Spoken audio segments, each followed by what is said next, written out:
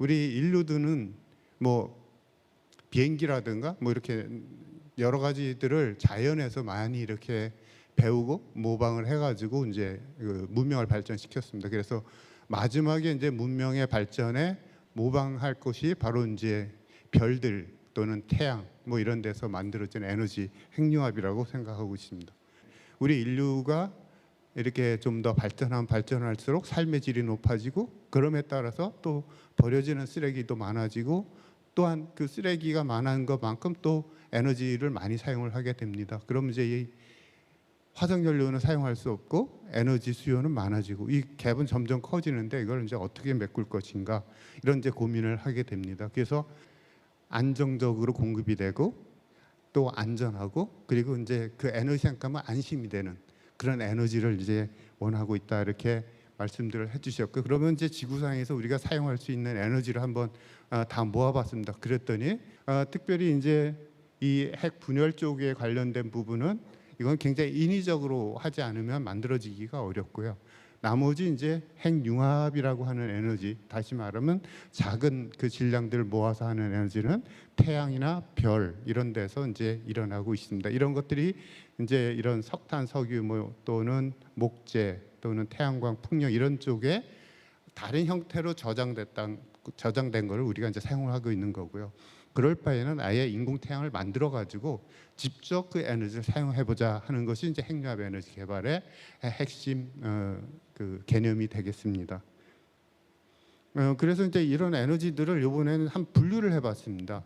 그러니까 이렇게 이제 자원을 기반으로 한 에너지, 그 다음에 자원과 기술이 어느 정도 섞여야 되는 에너지, 그리고 기술 중심으로 되어 있는 에너지 이렇게 되어 있습니다. 그래서 과거에는 이제 조상들이 척박한 땅이었지만 밑에 자원이 많은 그런 땅에 이제 자리를 잡은 그런 국가들이 에너지 강국이었는데 핵융합 시대가 되면은 이 연료가 바닷물에서 다 채취를 합니다. 다시 말하면은 연료나 자원이 문제가 아니라 그것을 어떻게 기술로 만드냐. 다시 말하면 이렇게 바닷물을 이 기술이라고 하는 블랙박스에 넣었을 때 이제 에너지가 나오기 때문에 바로 이러한 기술을 가진 나라가 그 에너지 강국이 될 것이다 이렇게 볼 수가 있습니다. 그래서 이제 우리나라 경우는 어떠냐? 여기서 보니까 두 가지가 중요하죠. 바닷물이 있느냐, 그 다음에 기술이 강하냐. 근데 우리나라 경우에는 자원 빈국으로 굉장히 어려움을 겪어왔습니다. 근데 우리나라가 자원에 있어서 아주 강하게 내세울 게 있어요. 바로 바닷물입니다. 굉장히 큰 자원을 갖고 있고요. 또 하나는 그동안에 다른 바닷물을 제외한 나머지 자원들이 빈약하기 때문에 기술로서 이 부분을 우리가 많이 보완을 했습니다. 그래서 기술의 이제 강대국이 됐고요. 그렇다면은 핵융합 시대에 바로 최적화되어 있는 나라가 바로 우리나라가 될 것이다 이렇게 볼 수 있습니다. 그래서 이 핵융합 시대에는 우리나라가 에너지 강국으로 거듭날 것으로 이렇게 기대를 하고 있습니다. 그럼 이 핵융합 에너지라는 게 구체적으로 무엇인가를 이제 말씀드리도록 하겠습니다. 우리가 이제 핵융합은 다른 뭐 여러 가지 핵들을 갖다가 다루는 게 아니고요. 한마디로 얘기하면 수소 에너지입니다. 이 수소에는 여기 3남매가 있습니다. 이 일중수소라고 얘기하고 그냥 우리는 수소라고 얘기합니다. 이중수소 이거는 그냥 또 중수소라고 얘기하고 삼중수소 요즘에 한 큰 이슈가 되고 있어서 단어가 되게 될 것 같은데요. 요 삼중수소는 요 3남매 중에 자연 상태로 존재를 하지 않습니다. 이 삼중수소가 만들어지면은 여기서 전자라는 게 빠져나오면서 헬륨으로 바뀌어 버립니다. 그래서 삼중수소는 인위적으로 만들어 놓으면 어느새 없어지고 만들어 놓으면 없어지고 그러는 그런 물질이 되겠고요. 요 이제 일중수소 그러니까 수소하고 중수소는 굉장히 안정된 물질이 되겠습니다. 그래서 이제 이런 물질들을 이 수소들을 어떻게 이제 조합을 해서 이제 에너지를 만드냐 하는 거고요. 우리가 보통 이제 수소 에너지 이럴 때는 뭐냐면 이 바깥에 전자끼리 결합했다 빠졌다 하는 것을 가지고 이제 에너지를 만드는 거가 되겠습니다. 그리고 이제 핵융합은 요 전자의 궤도를 이렇게 잘라내고 핵끼리 이제 마주치게 해가지고 요 결합을 할 때 우리 핵융합 반응이라고 얘기를 하고 있고요. 그런데 이제 그냥 그 기체 상태에서 보면은 요 전자하고 이 핵이 굉장히 이렇게 딱 붙어 있습니다. 이게 궤도에 잡혀 있다고 얘기를 하는데요. 그래서 이제 핵끼리 만나게 하려면 요 궤도를 잘라줘야 되고, 요 궤도를 잘라 놓으면은 요 전자가 자유전자, 그러니까 자유롭게 이제 이 궤도에 머물러 있는 게 자유롭게 움직이게 됩니다. 그래서 이렇게 이제 핵하고 전자가 자유롭게 움직인 상태로 이 구름처럼 모아둔 이 상태를 우리가 플라즈마 상태라고 얘기를 합니다.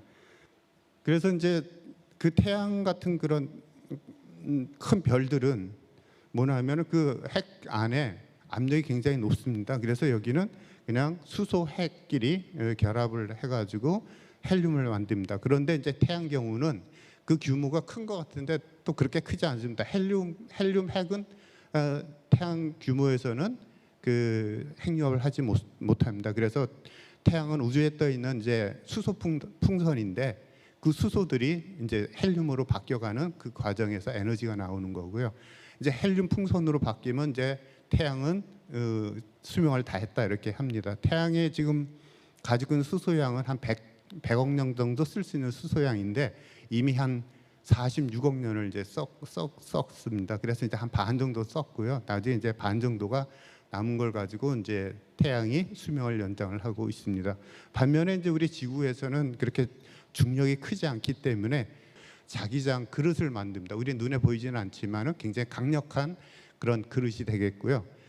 그래서 이제 요 자기장 안에 요 중수소하고 삼중수소를 넣어가지고 1억 5천만 도 정도를 올리면 이제 핵융합 반응이 일어나게 됩니다. 그래서 여기는 이제 중력이 강한 거에 비해서 이제 자기장은 좀 약하기 때문에 한 10배 정도의 온도를 더 높여줘야 핵융합 반응이 일어나고 있습니다.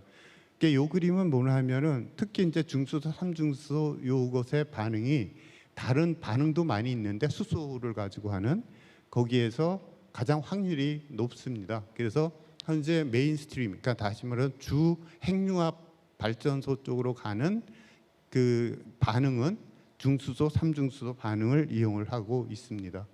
그래서 이제 핵융합 발전소 원리는 뭐냐 하면은 여기 중수소하고 삼중수소 핵융합 반응을 하면 헬륨하고 중성자가 나옵니다. 이 중성자가 여기서 나오면은 얘는 전기를 띠지 않기 때문에 이 자기장 그릇 바깥으로 나옵니다. 자기장 그릇 바깥으로 나오면 이 벽이 그 내벽을 만들어 놨는데 이 내벽을 3겹으로 해놨습니다. 그래서 첫 번째 겹에 많은 에너지를 다 덤프를 합니다. 그러니까 철판을 놓고 총을 막 쏘면 빨갛게 달아오르는 거 영화에 본 것처럼요. 그러면 뒤에 물 채널을 통해 가지고 뜨거운 물을 만들어내는 그런 원리입니다. 굉장히 단순한 원리고요. 그리고 이 삼중수소는 자연계에 존재하지 않기 때문에 이 두 번째 판에다가 리튬이라고 하는 원소를 합니다. 2차 전지나 지금 전기 자동차에 들어가는 그 리튬을 발라놓으면은 여기서 힘이 약해진 이 중성자가 리튬하고 만나면 삼중수소하고 헬륨이 만들어집니다. 삼중수소를 다시 이제 요 플라즈마 상태, 다시 말하면은 자기장 그릇 안에 집어넣어서 핵융합 반응이 계속해서 이런 과정을 통해서 유지가 되도록 하는 것이 이제 발전소고. 그래서 핵융합 에너지는 연료는 바깥에서 우리가 가공하고 이제 수송하고 공급해야 되기 때문에 중수소와 리튬을 연료로 하고요. 중수소와 삼중수소 이 반응을 통해서 만들어지는 에너지다 이렇게 이해를 하시면 되겠습니다. 요거는 우리가 장작을 뗄 때 거기서 이제 장작에 있는 탄소하고 산소가 결합을 합니다. 그래서 산소를 우리가 연료라고 하지는 않습니다. 장작을 연료라고 하죠. 그래서 산소는 중간 물질이 되겠고요.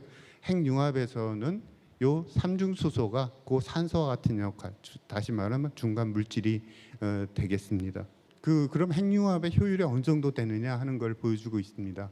이게 바닷물 45리터 안에 들어있는 중수소와 리튬 배터리, 그러니까 우리 노트북에 들어간 리튬 배터리에 한 1g 정도 들어가 있습니다. 리튬이 그 정도를 가지고 핵융합을 만들면 석탄 40톤 또는 4인 가족이 80년간 쓸 수 있는 전기에 맞먹는 그런 양을 생산할 수 있다.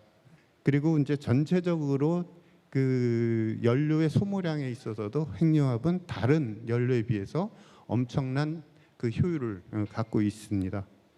핵융합 에너지 연구 개발이라는 게 굉장히 어렵고 복잡하고 뭐 이렇게 좀 그걸 이해하려니까 피곤하고 그럴 것 같은데, 그래서 여기 단순하게 좀 정리를 해왔습니다. 처음에는 연료를 잘 탈 수 있게 모아두는 거. 그거는 우리가 요 K스타라고 하는 우리나라에 있는 장치입니다. 세계에서 현재 지구촌에 현존하는 핵융합 연구 장치로서는 최고의 성능을 갖고 있는 장치가 되겠고요. 요 장치로 이렇게 그 연료를 잘 모아두는 그런 연구를 하고 있고요. 그다음에 여기에 불쏘시개로 이제 장작에 불을 붙이면은 일단 장작에 불이 붙으면 계속해서 그 에너지로 장작에 불이 유지가 되듯이 핵융합도 초기에 그 작은 에너지로 불을 붙여 놓으면은 계속해서 핵융합 에너지를 가지고 스스로 유지가 됩니다. 장작하고 똑같습니다. 원리가. 단지 연료만 여기는 리튬하고 중수소, 여기는 장작이라고 하는 그 차이만 있을 뿐입니다. 그 다음에는 이제 연료를 계속 공급해야 얘가 유지가 되겠죠. 다시 말하면 여기 리튬을 코팅한 이 장치를 요 안에 그 라이너 내벽으로다가 이렇게 쌓아 놓습니다. 그러면은 자동으로 이제 삼중수소가 만들어져서 이 안에서 계속해서 리액터 안에서 유지가 되는 그런 형태입니다. 그래서 이제 요 기술, 요 기술, 요 세 가지 기술이 합쳐지면은 핵융합 발전소가 되고 있고요. 현재 여기까지는 잘 진행이 됐고, 여기서부터는 이제 각 나라가 굉장히 극한 경쟁을 하는 그런 상황에 있습니다. 그래서 이제 연료를 모아두는 기술에 있는 이 K스타라고 하는 장치인데요. 이 장치는 여기 지름 요 위에 모작 위에 같이 생겨 요게 10m, 요 높이가 10m 요 정도 되는 그런 장치가 되겠고, 현재 그 이력도를 유지한 거에 30초를 하고 있어서 그 여기서 이제 이런 이온 온도 이력도의 30초 이온 온도를 가지고 지금 월드 레코드를 세우고 있습니다. 가장 앞서가고 있다라는 얘기죠. 그래서 2026년에는 300초를 달성하려고 하는데, 이거는 왜 300초나 하면은 우리가 야생 동물을 잡아서 우리에 가둬 놓으면은 에너지가 넘쳐서 막 달아나려고 합니다. 그런데 계속해서 가둬 놓으면은 이제 야생 동물이 내가 갇혀 있구나를 인식하고 힘도 빠지고 그래서 얌전해지는 것처럼 1억도를 넘게 하면은 이 이온들이 이 자기장 그릇 바깥으로 막 빠져나가려고 합니다. 그런데 그거를 100초 정도만 딱 잡아 놓으면은 이 이온들도 지능을 갖고 있습니다. 모든 자연의 그 구성 그 원소들도 다 지능을 갖고 있기 때문에 여기에 갇혀 있구나 이렇게 이제 인식을 합니다. 그런데 이제 우리는 장치를 만들어야 되니까 엔지니어링 마진, 다듬 공학적 그 마진을 한 3배 정도 둡니다. 그래서 300초고요. 이 300초를 달성하게 되면은 24시간 365일 스위치를 끄기 전까지는 계속 유지할 수 있다. 이런 의미가 되겠습니다. 요거는 이제 그 불을 붙여가지고 계속 유지가 하게 하는 건데요. 아까 말씀드린 중수소, 삼중수소가 결합을 하면 헬륨하고 중성자가 나온다 했고요. 이 중성장 우리가 에너지로 빼쓰고, 이 헬륨은 전기를 띠고 있기 때문에 자기장 그릇 바깥으로 못 나갑니다. 그래서 우리가 기대하는 건 이 헬륨이 굉장히 큰 에너지를 갖고 있는데, 이것이 다시 중수, 삼중수소를 1억 5천만 도 또는 1억 도 이상을 가열을 하는데 기여를 할 거다, 이렇게 이론적으로는 생각을 하고 있습니다. 그래서 그걸 실험적으로 검증을 하려고 하는 장치가 이터라는 장치가 되겠고요. 이 크기는 불필요는 한 30배, K스타의 30배 정도 되고, 위치는 7개 그 핵융합 강대국 7개 나라들이 그 프랑스 남부 프랑스에 짓고 있고, 현재 이 장치 건설 공정률은 80%라 넘어갔습니다. 그래서 연쇄 반응하는 요 장치에서 얻은 기술하고 이 삼중수소를 만드는 요 증식 블랑켓이라는 기술을 합치면 요게 이제 바로 핵융합 발전소가 되겠습니다. 그럼 이게 이제 어디까지의 우리가 그림을 가지고 갈 거냐 하는 것을 보여드리도록 하겠습니다. 현재 이제 2023년이 되겠고요. 현재 이것은 이제 80% 정도가 이제 완공이 돼 있고, 제일 중요한 거는 바로 이 연쇄 반응이 이론적으로는 뭐 성공이 돼 있는데 실험적으로 이 장치를 통해서 검증을 한다. 그래서 이 연쇄 반응에 대한 실험적 검증은 무엇이냐 하면 핵융합 에너지 개발에 과학기술적 숙제를 다 풀었다 이렇게 이해를 하시면 되겠습니다. 그래서 여기가 핵융합 에너지 연구개발의 변곡점이 되겠고요. 이때부터는 이제 발전소를 이제 저 나가는 그런 시기가 되겠습니다. 그렇다면 지금 2023년에서 보면은 2035년이면은 아주 먼 미래는 아닙니다. 12년에서 15년 요 정도밖에 남아 있지 않다라고 하는 거를 기억해 주시면 되겠습니다. 그러면 이제 핵융합 에너지를 갖고 있는 그 기반, 그러니까 미래에는 핵융합 에너지는 어떻게 생산되어야 될 거고 또 그 미래 사회나 핵융합이 어떤 형태로 기여를 할 건가 하는 부분에 대해서 말씀드리도록 하겠습니다. 초창기의 핵융합 발전소는 전기를 생산하게 됩니다. 그런데 핵융합은 그 안에 기체화된 플라즈마 상태를 사용하기 때문에 굉장히 큰 용량의 에너지를 생산을 해야 경제적인 그 문제가 해결이 됩니다. 그래서 그렇게 되면은 거기 큰 대용량의 에너지를 가지고 전기를 만들면 그 전기를 수송하기 위한 에펠탑 같은 거대한 송전탑을 만들어야 되는데 그 우리 삶이 질이 커질수록 그 송전탑이 우리 동네에 선다라는 거에 대해서 어떤 주민들도 그것을 허용하지 않을 겁니다. 앞으로는. 그래서 전기를 수송하는 방법들이 굉장히 이제 어려워지게 되겠는데요. 그래서 핵융합 발전소는 좀 특화된 부분이 내부 시설을 운영한 전기는 만들되 외부로 공급되는 에너지는 수소 형태로 만들어서 공급한다. 왜냐하면은 우리가 이제 핵융합 시대에는 핵융합이 메인 에너지가 될 거고요. 이것을 수출도 하고 수입도 하게 됩니다. 그런데 전기 상태로 수출 수입을 하기는 어렵고요. 그래서 이거를 수소 형태로 만들어 가지고 이제 수출을 하게 되겠죠. 우리나라는 이제 바닷물 퍼서 수소를 만들어 가지고 우리가 천연가스를 수입해왔던 배를 이용을 해서 오히려 수소를 태워서 이제 수출을 하는 에너지 수출국으로 이제 갈 수 있는 어떤 길이 되겠고요. 또 다른 하나는 이제 우리가 이산화탄소를 줄이기 위해서 에너지에서만 줄이는 게 아니라 철강 산업이라든가 또는 시멘트 산업이라든가 기타 여러 가지 산업에 지금 환원제로 코코스라고 하는 이제 그 탄소 덩어리를 사용을 하고 있습니다. 이것을 대체를 해야 됩니다. 그것이 이제 대체 재료로 적절한 게 이제 수소인데요. 그래서 이 수소를 생산해서 공급을 하게 되면은 수소의 화학적인 그 효과를 얻기 위한 그런 공정에는 수소를 그냥 사용을 하고 그렇지 않고 전기를 필요로 하는 데는 퓨얼셀이라고 하는 그러니까 그것을 통해서 전기를 생산 공급을 하게 됩니다. 이런 방식으로 해서 이제 미래 사회에서는 핵융합으로 열 생산을 하고 그걸로 전기 또는 수소를 생산하는 그런 형태가 될 것으로 보여지고요. 그 현재 수소 에너지라고 하는 거는 2차 에너지입니다. 뭔가 1차 에너지를 가지고 수소를 만들어야 되는데 바로 핵융합 에너지가 1차 에너지 역할을 하게 되죠. 그래서 수소 에너지에 대한 퍼즐이 완성이 되는 겁니다.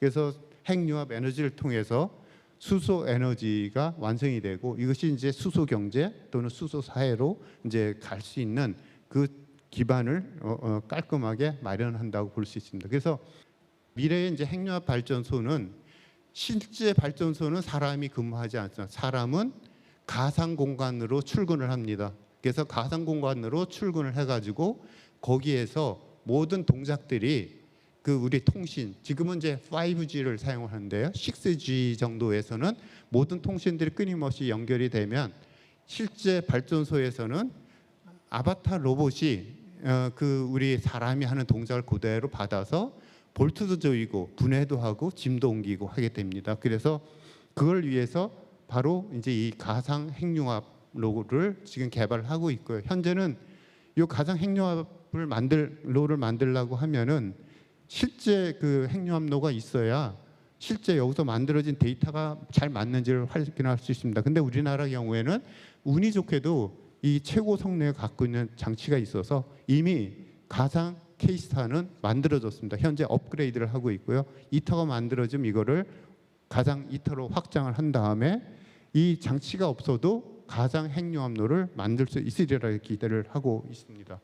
미래 사회는 수소에 의해서 움직이는 사회가 될 텐데 거기에 핵융합이 그런 역할을 할 거다. 그래서 우리 마지막으로 이분들의 얘기를 들어보도록 하겠습니다. 나라뿐만 아니라 모든 나라가 원하는 미래 에너지원인데 저도 함께 하고 있다는 거에 매우 설렙니다. 핵융합을 사용하면서 더 많은 에너지를 사용할 수 있을 것이고 문명 발전 속도도 엄청 빠르게 증가할 거라고 생각해서 더울 때 여름에 냉장고 열어가지고 시원하게 살아보고 싶어요. 에어컨을 틀고 자면 이불을 덮고 자고 싶어요. 정말 저희들을 위해서도 그렇고 저희 다음 세대인 아이들을 위해서도 그렇고 또 온 인류를 위해서도 이 핵융합 에너지 반드시 꼭 만들어줘야 됩니다. 그것도 우리나라에서 꼭 성공을 했었으면 좋겠어요. 핵융합 에너지 꼭 만들어주세요. 예, 경청해 주셔서 감사합니다.